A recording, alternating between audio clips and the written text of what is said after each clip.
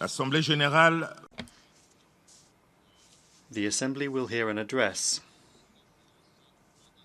by Her Excellency Zuzana Caputová, President of the Slovak Republic. I request protocol to escort Her Excellency.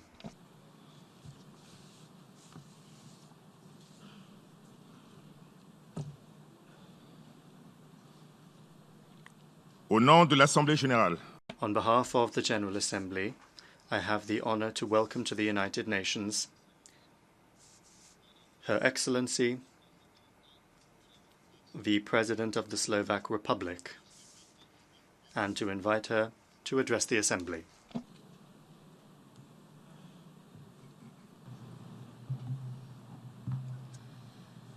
Mr. President, Excellencies, ladies and gentlemen, all achievements of the United Nations have one in common: the respect for rules and principles.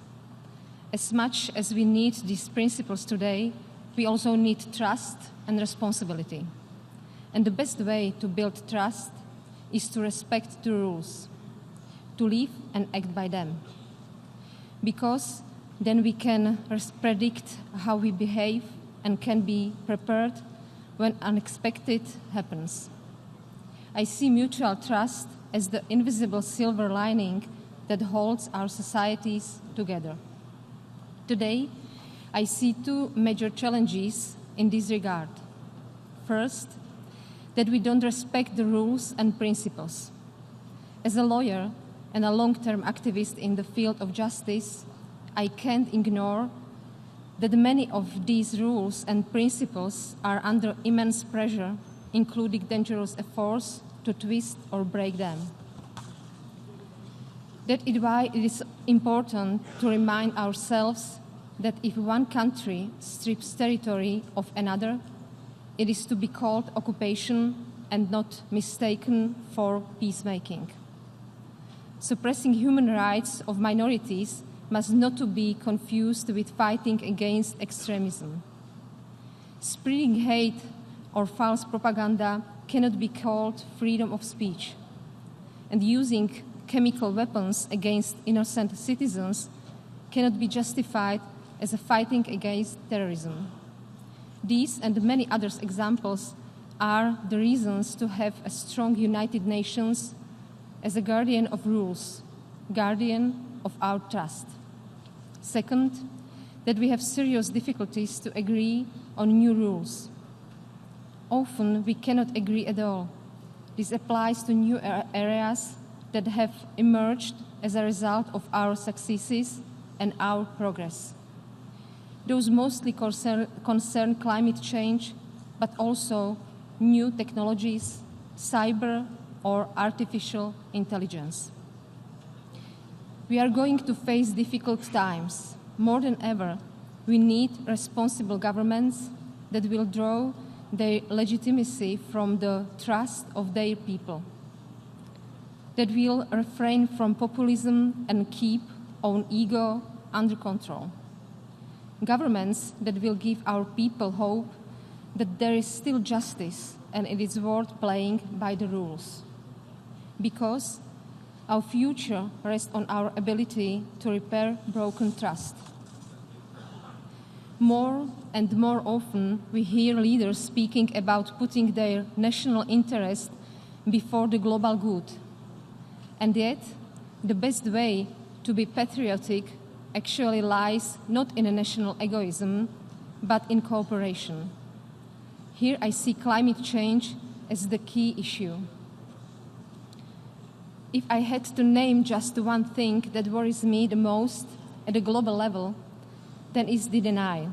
Denial that the climate crisis exists or that it's not that serious. The scientific evidence is clear.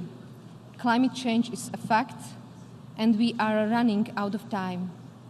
But if we act now, we can reduce carbon emissions within 12 years and keep global warming at 1.5 degrees Celsius. We can succeed at the local level, thanks activists and NGOs, if we have successful green companies, why can't we do not the same at the global level? As if the fear of business that it will lose competitive edge and profits, or fear of governments to lose popular support was greater than all rational arguments. To overcome these fears, we need to change our old mindset that green is costly and not profitable, and learn that actually, in the long term, green is far less costly and far more efficient. I can give you one concrete example. For many years, it was politically unthinkable to close old and inefficient coal mines in our country. Instead, we had to substitute the mining industry to keep it alive. But finally, we found the courage to make this difficult decision. I am very proud that yesterday at the Climate Summit, I could present a credible plan to close the coal mines and to transform the entire coal mining region.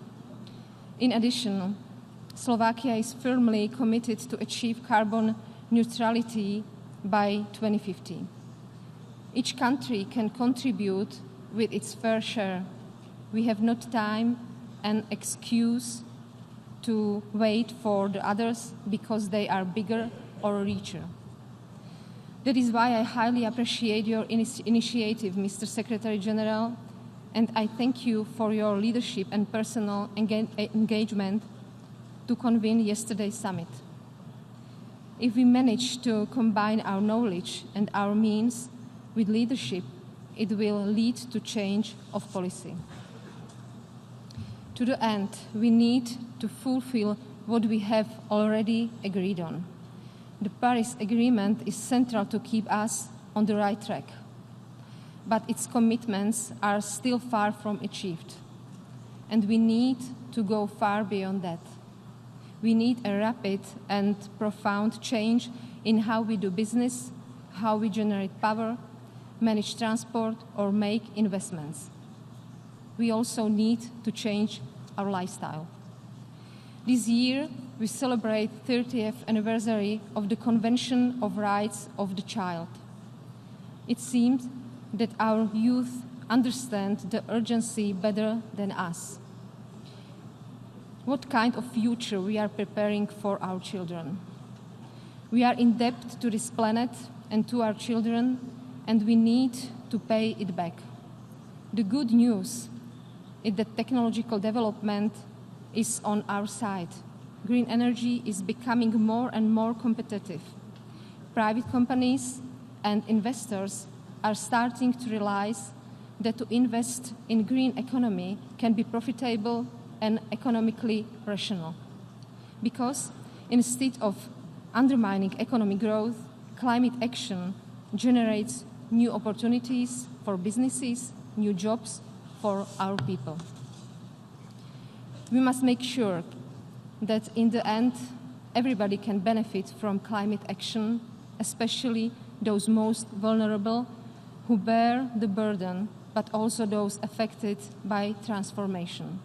Because the bottom line of development is primarily about dignity of every human being. Ladies and gentlemen, we know what we need to do. We have been discussing it for years. We have all the knowledge and means. The time has come not to accept the excuses anymore. I would suggest being bold and going even further. I believe that if we succeed in uniting on our action for climate, we can generate a new sense of solidarity in other areas. This can become a basis to overcome divisions among nations and bring new opportunities. Our citizens are already moving in this direction. We have the primary responsibility. We must lead. Let us use this opportunity to become the generation which laid the foundations for cooperation that is based on the common sense of our shared destiny. Thank you.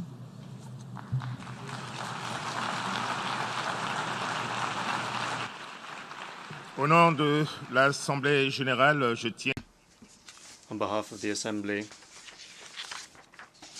I wish to thank the President of the Slovak Republic for the statement just made.